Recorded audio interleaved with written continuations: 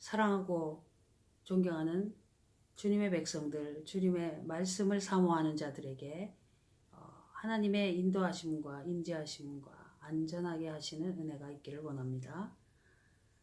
오늘 창세기 17장 말씀을 읽을 차례가 되었습니다. 기도하겠습니다. 하나님, 오늘도 우리가 주의 말씀을 읽습니다. 이 말씀을 읽으면서 주어지는 의미와 뜻을 밝히 깨달아 알도록 성령님께서 늘 함께 하시고 가르쳐 주옵소서. 전하는 자, 듣는 자, 함께 나누고 읽고 하는 과정 속에 임재하심의 은혜가 실질적으로 보여지고 나타나도록 우리를 감동감화시켜 주옵소서. 예수님 이름으로 기도드립니다. 아멘. 찬송가 200장 찬송하겠습니다. 찬송가 200장입니다. 주의 피로 이룬 샘물. 찬송가 200장 찬송 드리겠습니다. 주의 피로 이룬 샘물 참 깊고 넓도다. 구원하는 그 신능력 다 찬송할지라. 찬송하세 주의 보혈 그 샘에 지금 나아가 죄의 깊이 빠진 이 몸 그 피로 씻어 맑히네. 죄악 세상 이김으로 거룩한 길 가는 나의 마음 성전 삼고 주께서 계시네. 찬송하세 주의 보혈 그 샘에 지금 나가 죄의 깊이 빠진 이 몸 그 피로 씻어 맑히네. 주 예수를 깊이 아는 놀라운 그 은혜, 하늘나라 즐거움이 매일 새롭도다. 찬송하세 주의 보혈 그 샘에 지금 나가 죄의 깊이 빠진 이 몸 그 피로 씻어 맑히네.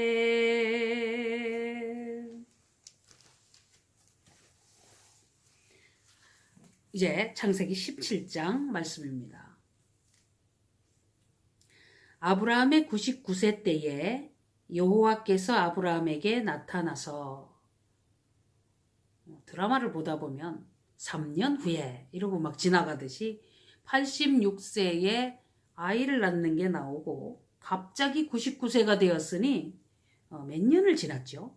16, 7, 8, 9, 13년이 지났습니다. 13년이 지난 후에 아브라함에게 나타나서 그에게 이르시되 나는 전능한 하나님이라.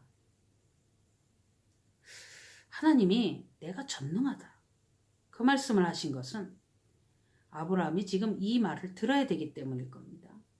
내가 전능하다.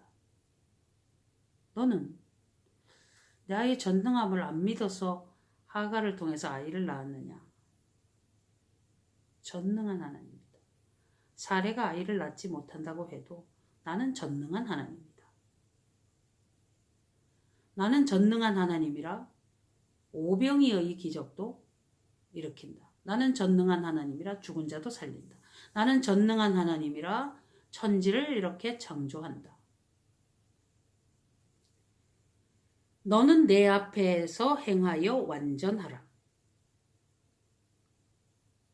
하나님의 말씀대로 하나님이 행하라고 하신 어떤 그 상황에 맞추어서 완전하라. 내가 내 언약을 나와 너 사이에 세워 너로 심히 번성케 하리라 하시니, 전에도 이야기하시고 또 지나고 또 문제가 되었어요. 아들을 낳았음에도 그것은 아니다.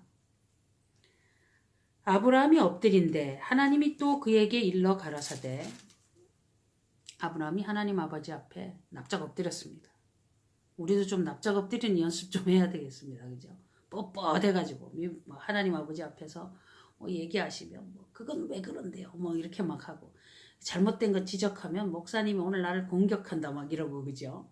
이렇게 말씀을 들으면서 나를 수정하면은 좋은 길로 갈 거라 그것을 그렇게 하라고 해주는데도 불구하고 그것을 들으면서 원망하고 반발하고 그런 자들은 하나님 아버지 앞에서 참 이런 그 모습을 할 수 있을까?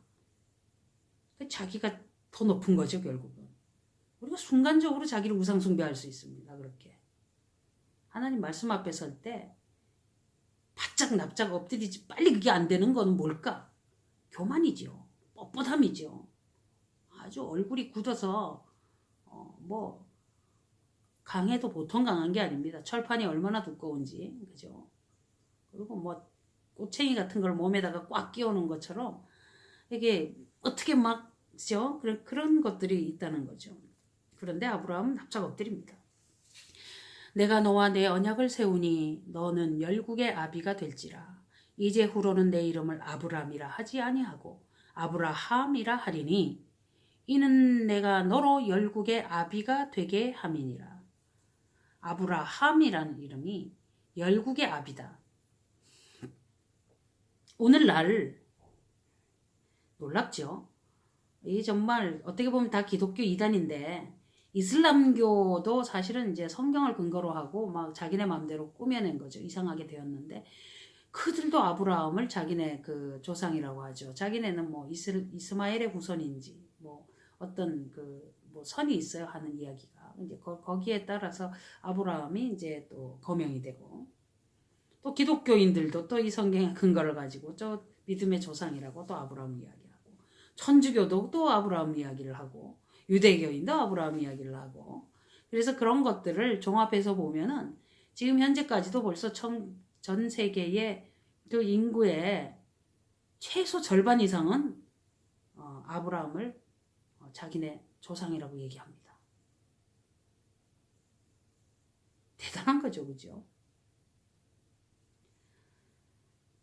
내가 너로 심히 번성케 하리니 나라들이 내게로 조차 일어나며 열왕이 내게로 조차 나리라. 내가 내 언약을 나와 너와 내 대대 후손의 사이에 세워서 영원한 언약을 삼고 너와 내 후손의 하나님이 되리라.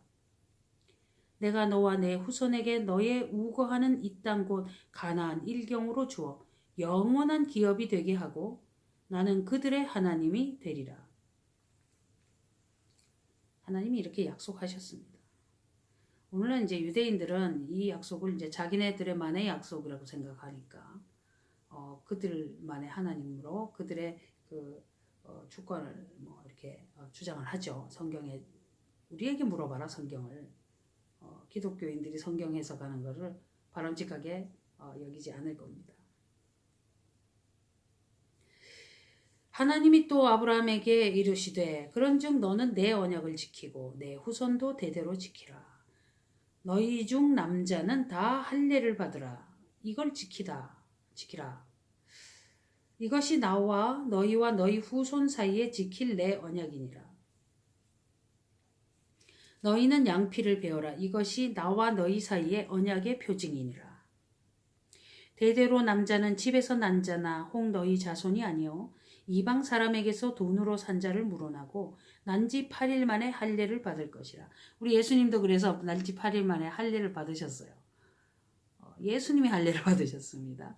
그런데 사실은 나중에 이제 바울 사도가 할례를 이제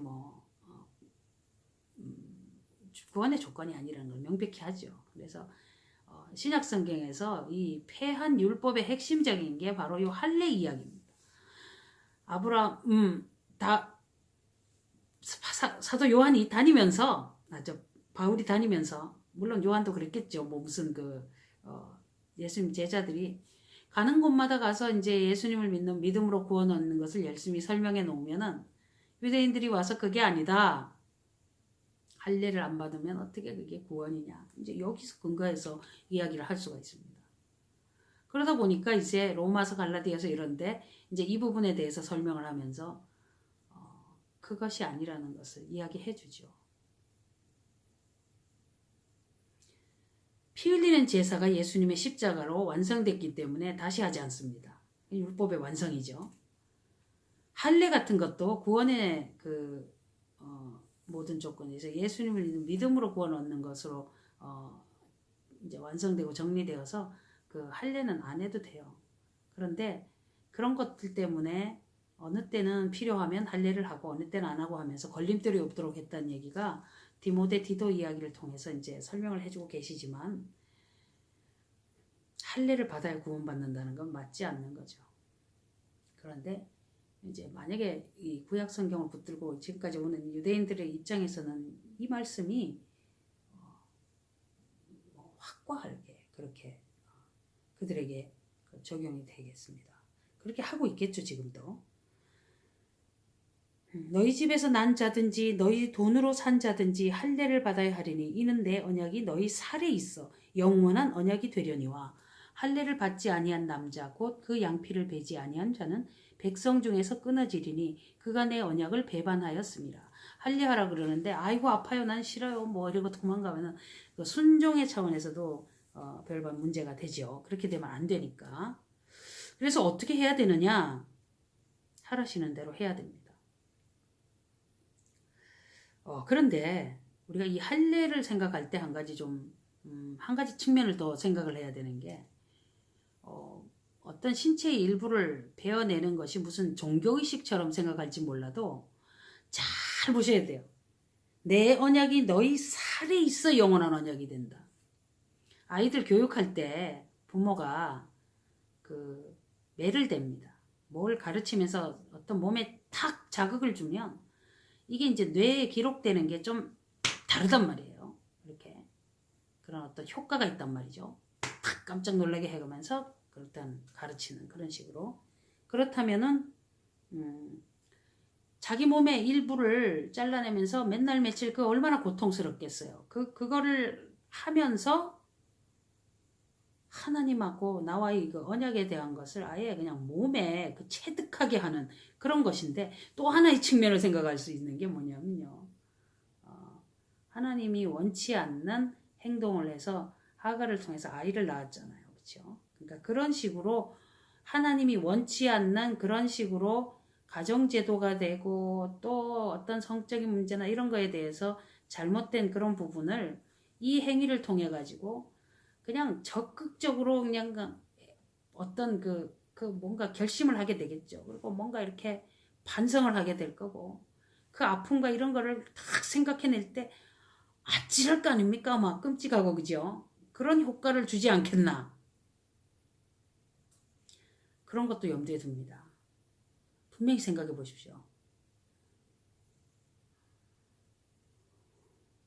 우리가 그런데 또 우리한테는 이런 거에 대한 것도 별로 이렇게 뭐 원하지 않으시니까 참 우리가 뭐 이렇게 너무 쉽게 신앙생활 하는 것 같기도 하고. 그런데 자기 십자가를 지라고 그런 건 자기를 쳐서 복종해서 죽이는 건데 이 할례가 그런 수준이 될 것 같으죠. 그런데 우리한테는 그런 게 없어요. 그러면서 우리가 해나가려고 그러니까 사실상 조금 그렇죠. 잘 감동이 없죠. 그러니까 뭐 체험신앙 뭐 이렇게 얘기하는데 한번 되게 망하고 한번 되게 아프고 뭐 한번 무시무시 고통을 당하고 뭔가 막 어떤 격변을 겪으면서 거기서 막 이렇게 주님 앞에서 이것이구나 뭐 이런 걸 어떤 느끼게 되는 그런 계기로서 겨우 좀 살아날까요? 기억력이 얼마나 갈지. 결국은 하나님께서 우리를 잡으시고 인도해 주시고 성령께서 그렇게 붙잡고 해주시는 거 없으면 우리가 어떻게 믿음을 지키고 살아날 것인가 그런 생각을 얼마든지 하게 됩니다. 이런 행동에 대한 것도 뭐 하지 않고 어떻게 그런 것을 기억할 것이냐 생각할 때 참 이 시대에 신앙생활 하는 게 감사하긴 하죠. 또 우리는 또 또 남자들만 할례를 하니까 또 여자들이 그런데 그 아프리카나 어딘가 뭐 무슨 부족이 여자들 할례하는 게 있는데 그거는 성경에도 없고 엉망입니다. 그런 것들은 악으로 쫓아나는 거예요. 그건 할 필요도 없어요. 지금 시대에는. 그런데 이미 옛날에 또 여자들한테는 하지 않았는 행동을 왜 하게 하느냐. 맞지가 않죠. 하나님이 또 아브라함에게 이르시되 내 아내 사레는 이름을 사레라 하지 말고 그 이름을 사라라 하라. 내가 그에게 복을 주어 그로 내게 아들을 낳아주게 하며 내가 그에게 복을 주어 그로 열국의 어미가 되게 하리니 민족의 열왕이 그에게서 나리라. 아브라함이 엎드려 웃으며 심중에 이르되 100세 된 사람이 어찌 자식을 낳을까? 사라는 90세이니 어찌 생산하리요 하고 10살 차이가 나는가 봅니다. 둘이 웃었대요. 근데 하나님이 나는 전능한 하나님이라 내가 이렇게 하겠다 하는데도 웃었다는 거예요. 사람들은 그럴 겁니다. 과학적으로 의학적으로 아닌데 왜 그러냐. 하나님이 그렇다 하시는데 사람이 그게 뭐 의학적으로 되겠냐 뭐 참. 아브라함이 이에 하나님께 고하되 이스마엘이나 하나님 앞에 살기를 원하나이다. 이것도 아직도 자기 마음대로 생각하고 있어. 그래도 믿음의 조상입니다. 이 정도라도 봐주는 거예요.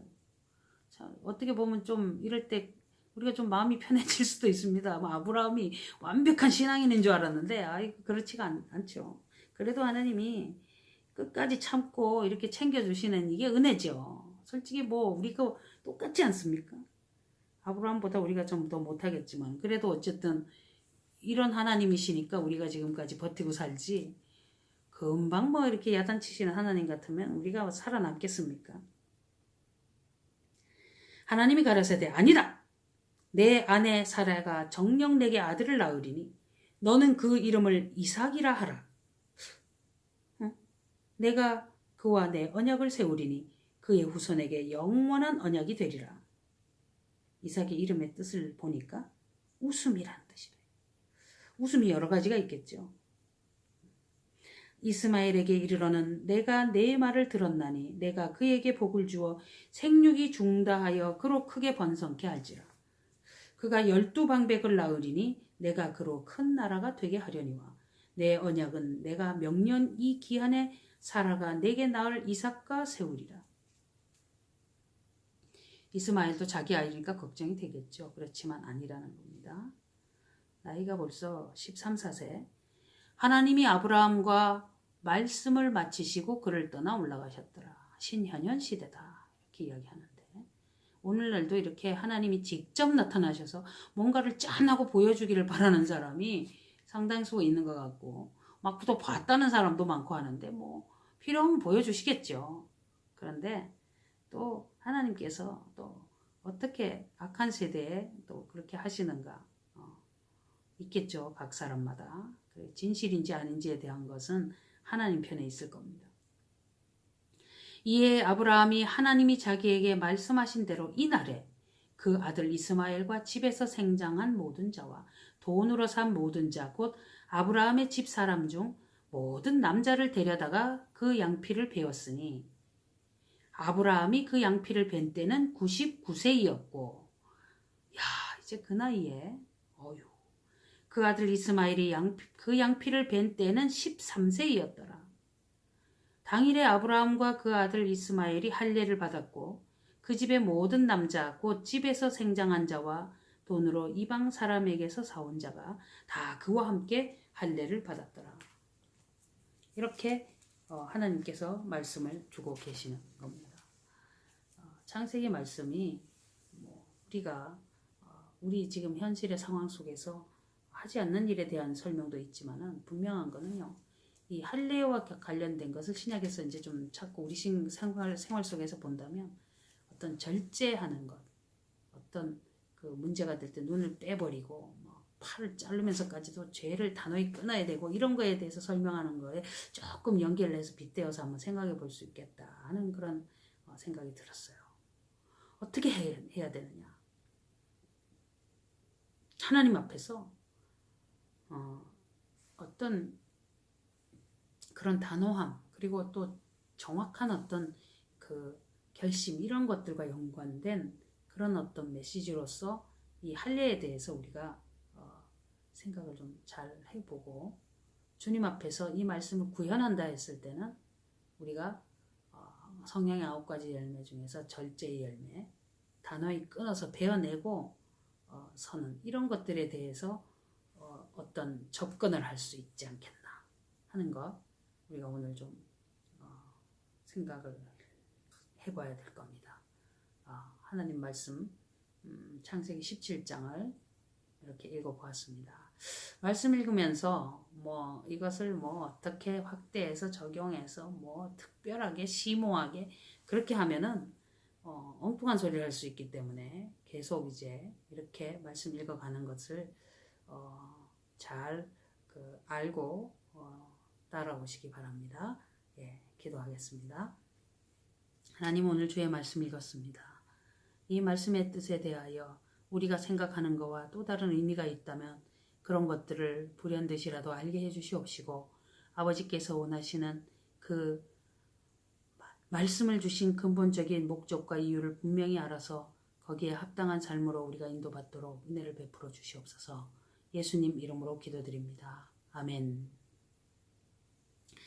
예, 감사합니다. 다음 시간에 또 뵙겠습니다.